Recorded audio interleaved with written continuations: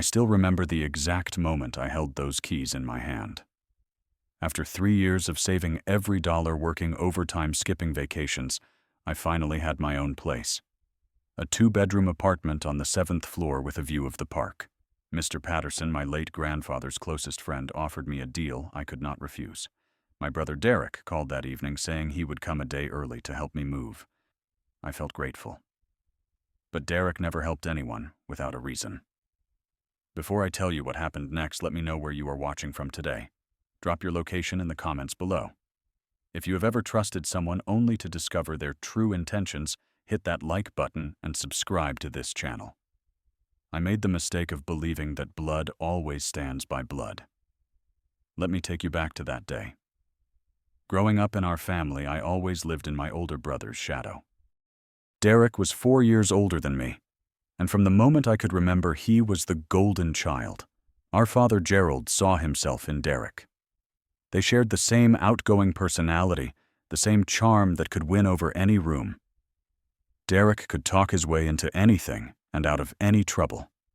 I was different, quiet, reserved. I preferred books and computers over sports and parties. My father never understood that. He would look at me during family dinners and say things like, "Hilton, you need to put yourself out there more.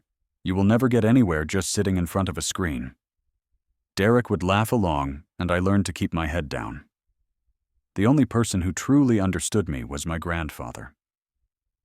He passed away 5 years ago, but his words stayed with me. One afternoon when I was 23, he pulled me aside after another dinner, where my father compared me unfavorably to Derek. He looked me in the eyes and said, "Hilton, you have your own value. Do not ever let anyone tell you otherwise."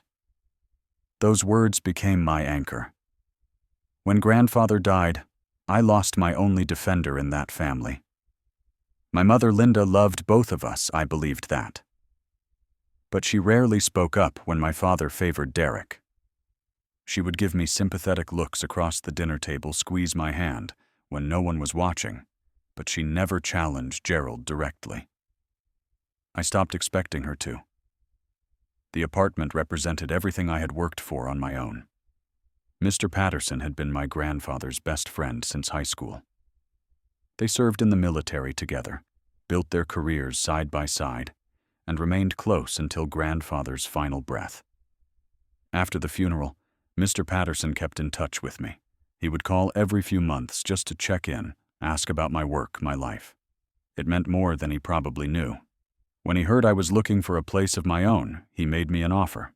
He owned a building downtown, a nice property with well-maintained units. One of his tenants was moving out, and he wanted to give me first choice. The rent was 60% of market value. He said my grandfather would have wanted him to look out for me. I saved for 3 years to make it happen. Every bonus went into a separate account. I took on freelance projects after my regular job as a software engineer. I said no to trips with friends, expensive dinners, anything that was not essential. When I finally had enough for the deposit and furniture, I felt a sense of accomplishment I had never experienced before. This apartment was proof that I could build something on my own, without my father's approval, or my brother's shadow. The day Derek arrived, I was in my old studio apartment surrounded by cardboard boxes. Half my belongings were already packed. I had planned everything down to the hour, scheduled the moving truck for the next morning, arranged for time off work. Then Derek showed up at my door 1 full day ahead of schedule. "Surprise, little brother," he said with that familiar grin. Behind him stood Caroline, his girlfriend of 2 years. She had long blonde hair and calculating eyes that always made me uncomfortable. In all the time they had been together, Caroline had never shown any warmth toward me. We wanted to get a head start. Derek continued walking past me into the apartment without waiting for an invitation. Caroline insisted on helping out. I watched Caroline scan my small studio, her gaze lingering on the boxes labeled with my careful handwriting. "This is cozy," she said, though her tone suggested she meant the opposite. Something felt off, but I pushed the thought aside. Maybe they genuinely wanted to help. Maybe I was being paranoid. Derek spent the next hour asking questions about my new place. How many square feet? What floor? How much was the rent? Was the lease long-term? Each question came wrapped in casual conversation, but looking back, I should have noticed the pattern. When I showed them pictures of the apartment on my phone, Caroline leaned in close. "Oh wow, look at that view. And 2 bedrooms. That is incredible for downtown." "Mr. Patterson gave me a good deal," I explained. "He was close with my grandfather." Derek nodded slowly. Right. Old Patterson. You know, I should go say hello to him. Pay my respects. Why do not you give me the address? I can head over there, scope things out, see if there is anything we need to prepare before tomorrow." I hesitated for just a second. Then I told myself I was being ridiculous. This was my brother. He wanted to help. I wrote down the address and handed it to him. "Great," Derek said, pocketing the paper. "We will be back in a few hours. Keep packing, little brother." After they left, I returned to my boxes. An hour passed, then 2. I was wrapping dishes in newspaper when my phone buzzed with a voicemail notification. It was from Derek, but something was wrong. The message was clearly not meant for me. He must have called my number by accident.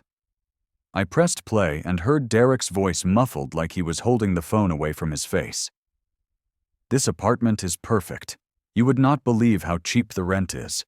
We have to find a way to—" The recording cut off abruptly. I stood frozen in my kitchen, a plate still in my hands. Find a way to what I replayed the message twice, 3 times. Derek's tone was not that of someone helping his brother. It was scheming. Calculating. I told myself I was overthinking. Maybe he was just telling a friend about my good fortune. Maybe I had misheard. But the unease that had been simmering all afternoon suddenly felt impossible to ignore. 2 hours and 17 minutes after Derek left, my phone rang. The name on the screen made my heart skip. Mr. Patterson. "Hilton." The old man's voice was careful, measured. "I need to ask you something, and I need you to be honest with me." "Of course, Mr. Patterson." "What is it?" "Your brother came to see me this afternoon. He said you changed your mind about the apartment. Said you lost your job and do not have the financial means anymore. He asked if he could take over the lease instead." The plate I had been holding earlier would have shattered on the floor.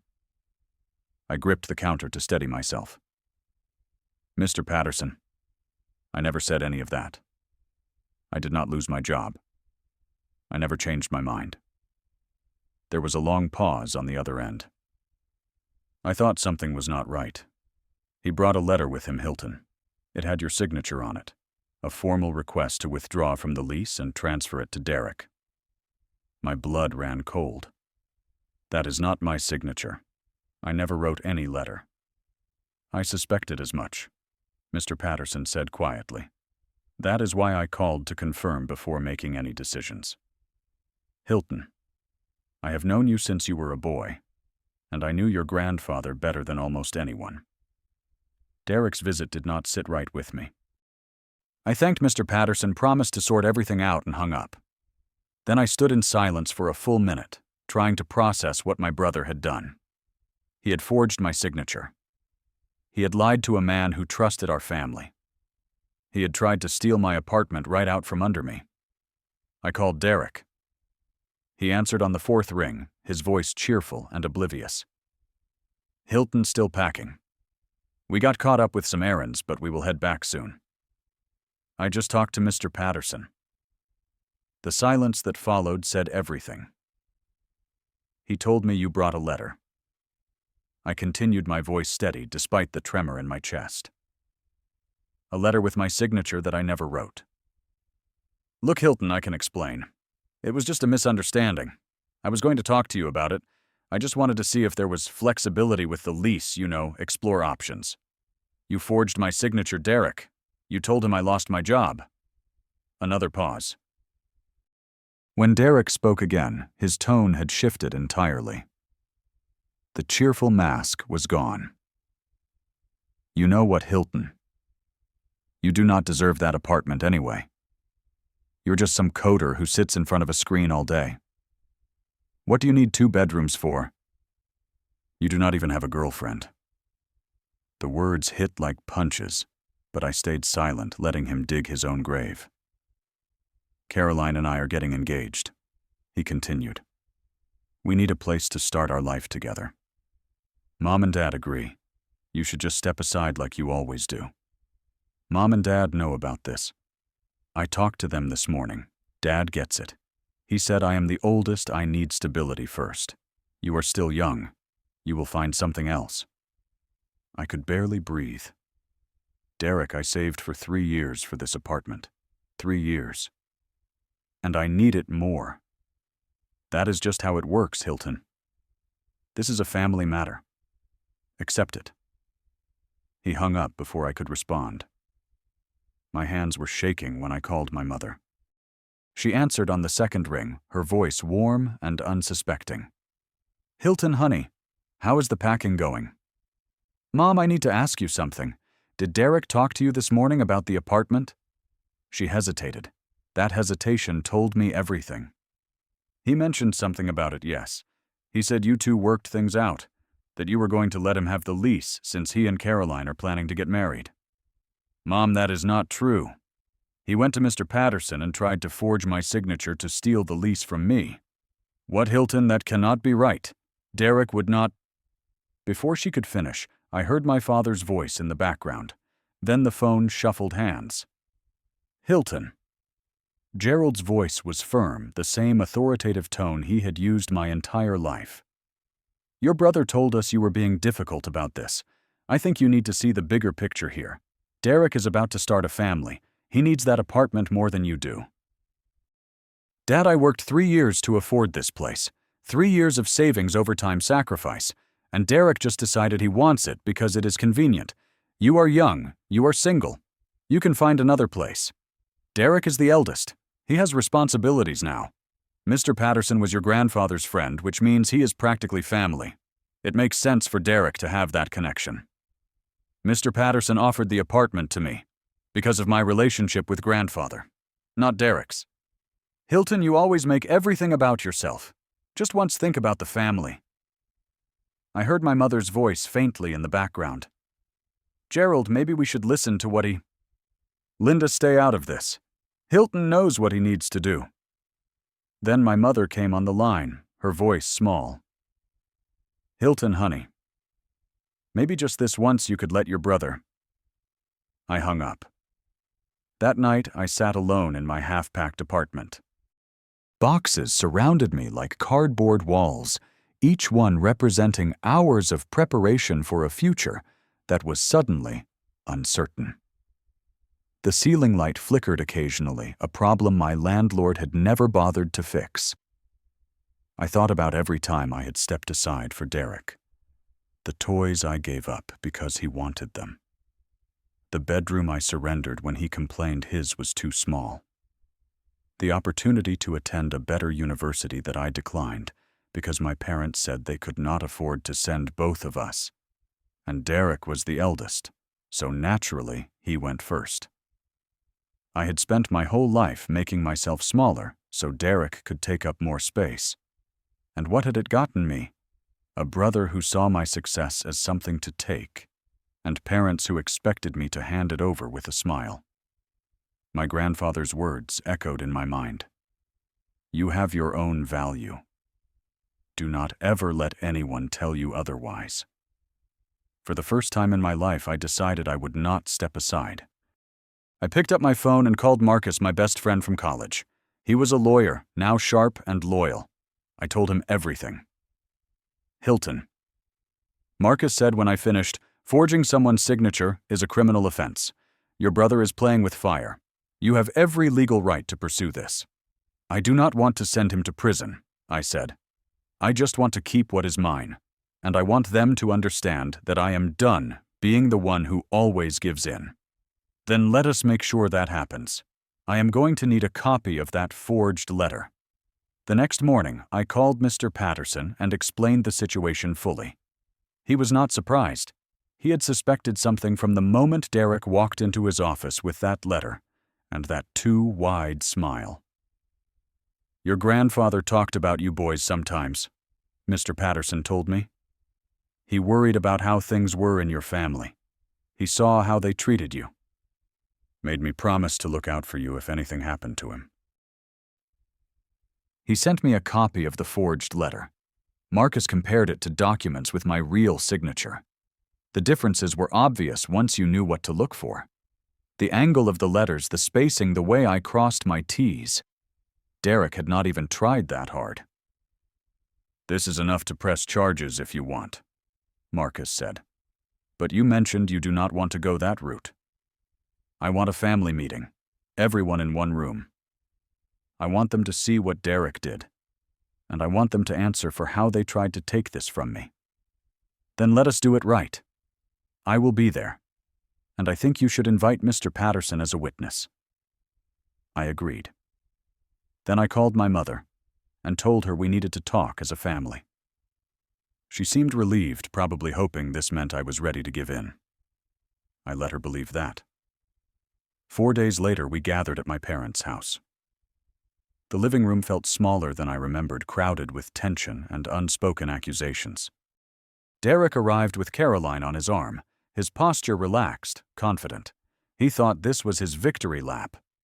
Then he saw Mr. Patterson sitting in the corner, and his expression flickered. Caroline's grip on his arm tightened. "What is this?" my father demanded, looking at Marcus and Mr. Patterson. "Why are there strangers at a family discussion?" "Because this is not just a family discussion," I said. "It is a legal matter." Marcus stepped forward and placed a folder on the coffee table.